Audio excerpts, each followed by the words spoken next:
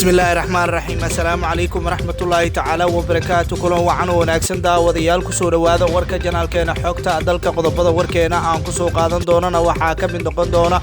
farmaajo oo ka hadlay dhaarinta xildhibaanada iyo codsi uu diray mudanayaasha rooblo oo war ka soo saaray kuraasta taalla Garbaharey maxay tahay warka uu ka soo saaray Axmed Madoobe oo sidoo kale go'aanka guddiga doorashooyinka Garbaharey ka hadlay beesha caalamka oo dalab culus u dirtay madaxda Soomaalida kadib dhaarinta xildhibaanada wararkii ugu dambeeyay ee xaalka guud ee dalka ayaan daawadayaal warkeena ku soo qaadan doonaa haddii aad janaalkeena ku cusub tahay subscribe noo saar janaalka wararkeena like share commentiga noogu dadaala ku bilaaw qodobka ugu horeeya madaxweyne Farmaajo ayaa ka hadlay dhaarinta xildhibaanada isagoona codsi u diray mudanayaasha baarlamaanka Farmaajo ayaa xildhibaanada labada aqal ee baarlamaanka Soomaaliya ugu hambaliyay gudashada dhaarta dastuuriga ah ayaana tilmaamay in doorka shacabka ay sugayaan in xildhibaanada cusub ee ku aadan xoojinta dowladnimada iyo horumarinta dalka iyo adkeynta midnimada madaxweynaha ayaana tilmaamay inay muhiim ay tahay in dalka uu leeyahay dhamaystirka doorashada si waafaqsan heshiiska 17 September ay ku heshiiyeen madaxda madasha wadatashiga qaran ayna meel mariyeen labada aqal ee baarlamaanka Jamhuuriyadda Federaalka Soomaaliya kaasi oo saldhig u ah fulinta doorashada wadar ogol ah madaxweynaha ayaa kula dardaarmay in xildhibaanada labada aqal dhamaystirka dadaalka uu baarlamaanka tobanaad uu ku bixiyay meel marinta hindisa sharciyeedka waxtarka u leh dowladda dhiska iyo sidoo kale kuwa kale oo horumarin fara badan lagu sameyn karo madaxweynaha ayaa shacabka Soomaaliyeed ku adkeeyay inay xoojiyaan wadajirka iyo sidoo kale midnimada ilaashadaana miraha dowladnimada iyo sidoo kale muwaadin kasto oo dhibaato kasto u baahan yahay inuu ka hortago madaxweyne Maxamed Cabdullaahi Maxamed Farmaajo ayaa u rajeeyay xildhibaanada labada aqal ee maanta la dhaariyay inuu alla u fududeeyo waajibaadkooda qaran ee horyaala kana yaala mas'uuliyadda kana shaqeeyaan danta dalka diinta iyo sidoo kale dadka Soomaaliyeed Maxamed Cabdullaahi Maxamed Farmaajo oo culays siyaasadeed durbaba kala kulmaya qaar ka mid ah siyaasiyiinta Soomaaliyeed ayaa waxa uu tilmaamay in mar waliba muhiim ay tahay in laga shaqeeyo dardargelinta iyo sidoo kale sida ay markasta go'aan midaysan u qaadan lahaayeen xildhibaanada baarlamaanka Soomaaliya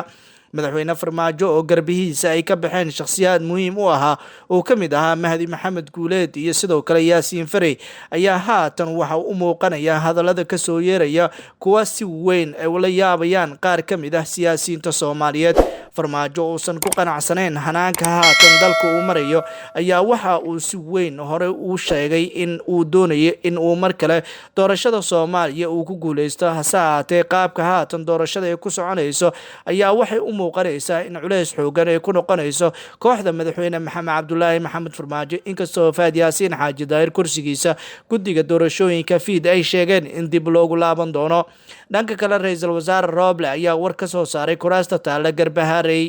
ra'iisul wasaare Roble ayaa waxa uu war ka soo saaray qoraalkii ka soo baxay guddiga doorashooyinka heer federaal isagoona bogaadiyay soona dhaweeyay go'aamada ay qaateen ra'iisul wasaaraha xukuumadda Soomaaliya mudane Maxamed Xuseen Roble isagoo tixgelinaya xaqa matalaadda dadka gobolka Gado iyo ahmiyadda dhamaystirka doorashada waxa uu bogaadinayaa soona dhaweynaya go'aanka guddiga doorashooyinka fiid ee ku aadan deegaan doorashada labaad ee Jubbaland ra'iisul wasaaraha ayaa waxa uu ku booriyay guddiga doorashooyinka iyo dowlad goboleedka Jubbaland inay si u dhaqsida badan ay kuraasta ay soo dhameystiraan isla markaana mar waliba uu garab taagan yahay ra'iisul wasaare Maxamed Xuseen Roble ayaa durbaba guulihiisa sii wata iyadoona ra'iisul wasaaruhu uu cadaadis xoogan u saarayo dhammaanba shakhsiyaadka ka soo horjeeda xukuumaddiisa ra'iisul wasaaraha Soomaaliya ayaa tallaabada ugu weyn uu doonaya waxay tahay in sida ugu dhaqsiyaha badan doorashada guddoonka baarlamaanka iyo sidoo kale madaxweynaha ay dhacdo taasi oo la micno ah in ay boobsiis ay ku jirto doorashada Soomaaliya ra'iisul wasaare Maxamed Xuseen Roble kadib markii go'aamadiisa ahaa dhaarinta xildhibaanada ay u rumowday ayaa haatan waxa uu tallaabooyinka kale uu qaadaya ay tahay in uu markaan u jeestay dhanka iyo doorashooyinka gobolka Gado madaxweynaha maamulka Jubbaland Axmed Maxamed Islaam Axmed Madoobe ayaa war ka soo saaray go'aanka guddiga doorashooyinka madaxweynaha dowlad goboleedka Jubbaland Axmed Maxamed Islaam Axmed Madoobe ayaa soo dhaweeyay go'aanka guddiga doorashooyinka heer federaal ee doorashada kuraasta Garbaharey ugu wareejiyeen ceel go'aanka guddiga ayaa waxa uu madaxweynaha maamulka Jubbaland ku micneeyay mid lagu dardargelinayo doorashooyinka deegaan doorashadooda labaad ee Jubbaland. Axmed Madoobe ayaa mar kale ku celiyay in kuraasta gobolka Gado laga reebeynin doorashada guud ee dalka, isla markaana lagama maarmaan ay tahay qabashada kuraasta gobolkaasi taale si dadka deegaankaasi ay u helaan matalaad dhab ah. Sidoo kale waxa uu ku dooday in uu sabab weyn uu doorashada ugu dhici karto dib ay marnaba aysan jirin, isla markaana maamulkiisa ay ka go'an tahay. Madaxweynaha ayaa ku booriyay guddiga doorashooyinka ee kala duwanaanshaha iyo sida ay mar waliba ay kaga go'an tahay in ay sii laba jibaaraan doorashada, sida uu sheegay madaxweynaha maamulka Jubbaland. Ugu dambeyntii waxa ugu baaqay dadweynaha ku nool magaalada Ceelwaaq inay kala shaqeeyaan hay-adaha amniga, nabadgelyada deegaanka, soo dhaweynta martida iyo sidoo kale ergooyinka ka qayb qaadanaya doorashooyinka. Maamulka Jubbaland madaxweynahooda ayaa haatan rajadiisa waxay ahayd in gebi ahaanba laga wareejiyay Garbaharey doorashada, inkastoo haatan beelaha ka soo jeedo Garbaharey aysan ku qanacsanayn in doorashada Ceelwaaq loo wareejiyo. Guddiyada kala duwan ee doorashooyinka ayaa haatan isku diyaarinaya dardargelinta doorashada, isla markaana ay horey u sheegeen inay tallaabooyin adag ay qaadi doonaan oo ku aadan sidii dardargelinta iyo sidoo kale waajibaadka dastuuriga ah ay u gudo lahaayeen. Guddiga doorashooyinka uu hogaamiyey Muuse Geele ayaa waxa ay haatan qorshahooda ugu weyn uu yahay inay sii laba jibaaraan sidii ay kusoo dhammaystiri lahaayeen doorashada Soomaaliya. Dhanka kalena beesha caalamka ayaa dalab cusub u dirtay madaxda Soomaalida kadib dhaarinta xildhibaanada.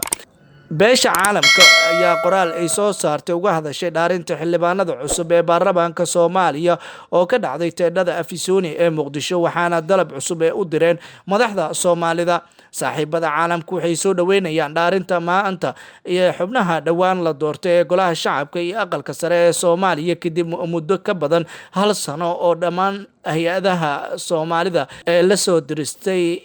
inay dhaafi waayeen waqtigooda dastuuriga ah. waxaana ku faraxsanahay in baarlamaanka cusub hadda diyaar u yahay, waxaana si adag u cambaareynayna weerarada hoobiyaasha ah ee mas-uuliyadeeda ay sheegatay Al-Shabaab subaxnimadii hore ee maanta ka dhacday meel ku dhow goobta ay ka dhaceysay xafladda dhaarinta. waxaana ku haawinaynaa in aan mar walba la dhammaystiro marxaladaha kala duwan ee doorashada, isla markaana markasta hogaanka baarlamaanka sida ugu dhaqsiyaha badan lagu soo doorto si la mid ah madaxweynaha. go-aankan beesha caalamka ka soo baxay ayaa waxa uu muuqanaya mid uu qaadan doono ra-iisul wasaare Maxamed Xuseen Rooble. ra-iisul wasaaraha Soomaaliya ayaa waxa uu go-aankiisa ugu weyn uu yahay in uu dardargeliyo isla markaana tallaabooyinka doorashada uu qaado. siyaasiyiin aqoon-yahano ayaa si weyn u soo dhaweeyay go-aanka uu qaadanayo haatan ra-iisul wasaare Maxamed Xuseen Rooble uu ka aadan arrimaha doorashooyinka. ra-iisul wasaare Rooble iyo kooxdiisa ayaa rajada ugu wanaagsan ay leeyihiin waxay tahay inay tallaabooyin wanaagsan oo dhanka doorashooyinka ay qaadaan, isla markaana